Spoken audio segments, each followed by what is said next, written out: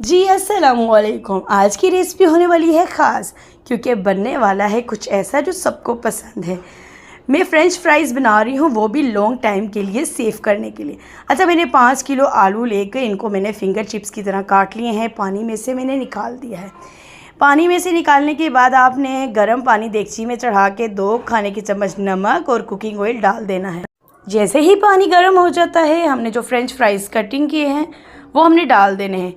3 से 4 मिनट के लिए हमने इसको हाफ़ कुक करना है। उसके बाद आपने निकाल कर इसके ऊपर पानी डालकर एक टॉवल पे पूरे फैला देने हैं और अच्छी तरीके से आपने खुश्क कर लेने हैं।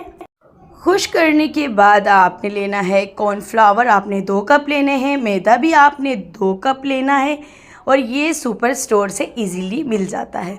और चिकन पाउडर आपने 2 खाने के चम्मच डाल देना है। अच्छी तरीके से हमने मिक्स कर लेना है। और जिन्होंने अभी तक मेरा चैनल सब्सक्राइब और लाइक नहीं किया, कर देख रहे हैं, ये बिल्कुल फ्री होता है। और नोटिफिकेशन की घंटी को भी दबा दें। तो उसके बाद हमने सारे जो चिप्स है स्टेप बाय स्टेप इस तरीके से हमने कोटिंग कर लेने हैं। और आपने जो है कुकिंग ऑयल गरम करना है। कुछ मैं आपको फ्राई करके दिखा रही हूँ कि इनका फाइनल लुक कैसा आता है। देखिए, इस तरीके से आपने गरम ऑयल में फ्राई करने हैं और बाकी मैंने सेव कर दिए हैं। बच्चों के टिफ़िन में बहुत काम आते हैं। ये लॉन्ग टाइम 6 से 7 महीने इजीली चल सकते हैं। मुझे दुआओं में याद रखिए।